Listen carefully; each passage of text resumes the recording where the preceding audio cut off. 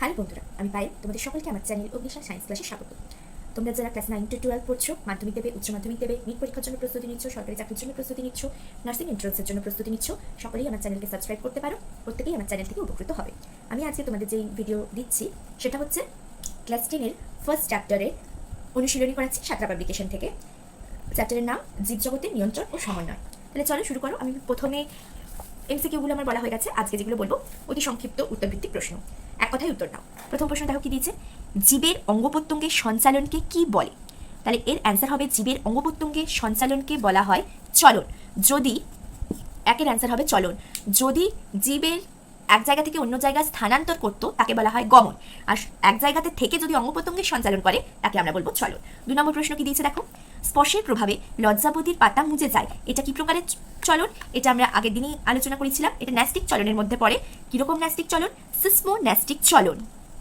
সিসমো nastic চলন, ঠিক আছে, মানে আঘাত, স্পর্শ, এই সমস্ত উদ্দীপকের প্রভাবে কি হচ্ছে, পাতাটা মুদে যাচ্ছে।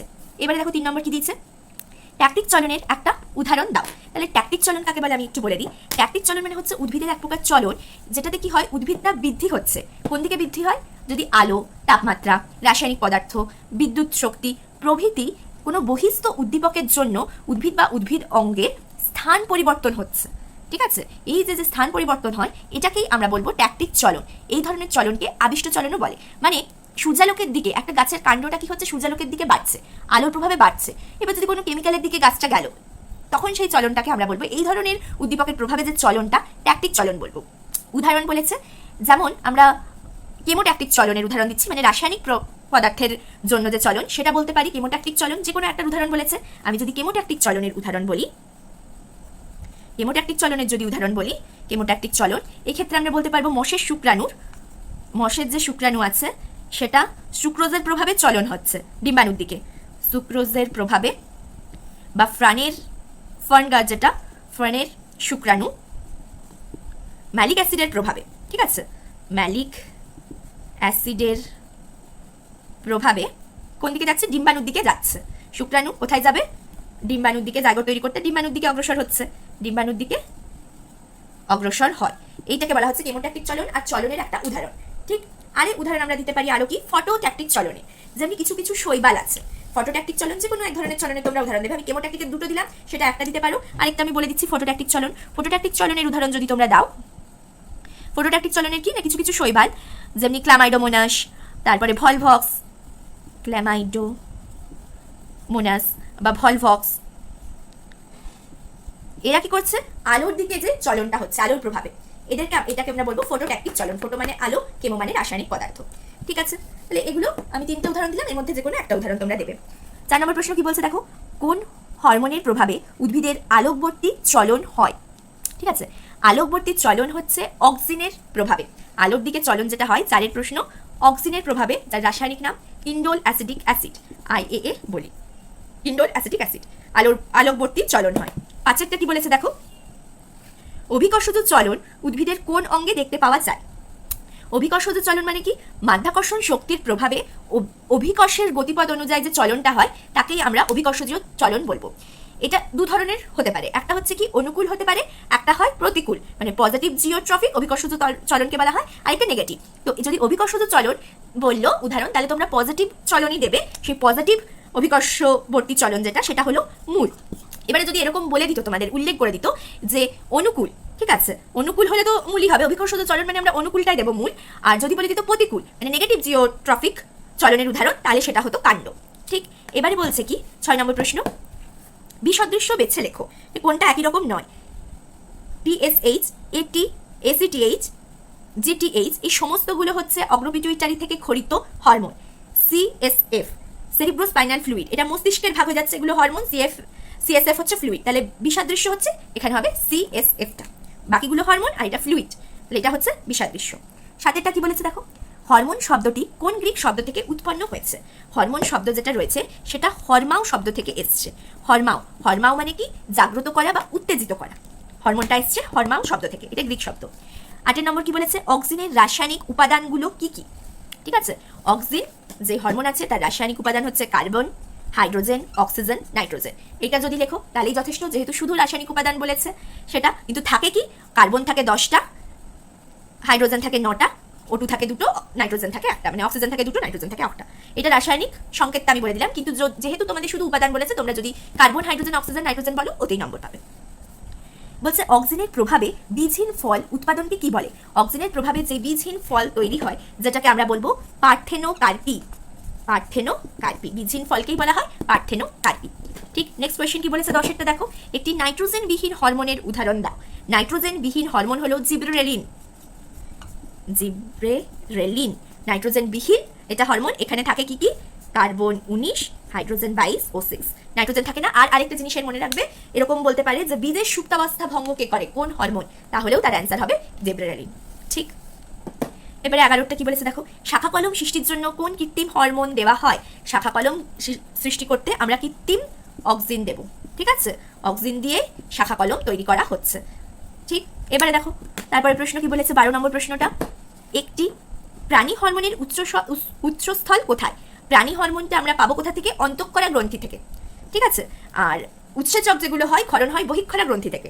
প্রাণী হরমোন পাচ্ছি কোথা থেকে, তার উৎস কোথায়? অন্তঃক্ষরা গ্রন্থি। ঠিক আছে, এবারে দেখো 13 নম্বর প্রশ্ন কি বলেছে, টেস্টোস্টেরন কোন গ্রন্থি থেকে নিঃসৃত হয়? টেস্টোস্টেরন এটা স্টেরয়েড হরমোন, যেটা পুরুষের থেকেই নিঃসৃত হবে, শুক্রাশয় থেকে। শুক্রাশয়ে লেডিকের আন্তর্কোষ থেকে। টেস্টোস্টেরনটা আমরা কোথা থেকে পাবো? তাহলে যদি বলো, তাহলে শুক্রাশয়ের লেডিকের আন্তর্কোষ থেকে টেস্টোস্টেরন খরিত হয়। ঠিক, এবারে দেখো নেক্সট 14 নম্বরটা কি বলেছে, একটি মিশ্র গ্রন্থির উদাহরণ দাও। মিশ্র গ্রন্থি হচ্ছে অগ্নাশয়, একটা বলেছে উদাহরণ দিয়ে দেবে, অগ্নাশয় বা প্যানক্রিয়াস। মিশ্র গ্রন্থি অগ্নাশয়। তারপরে 15টা কি বলেছে, বৃক্কের ওপর কোন গ্রন্থি অবস্থিত? বৃক্কের ওপরে অ্যাড্রেনাল গ্রন্থি অবস্থিত। এই জন্য বৃক্কের ওপরে থাকে বলে এই অ্যাড্রেনাল গ্রন্থিকে কি বলা হয়?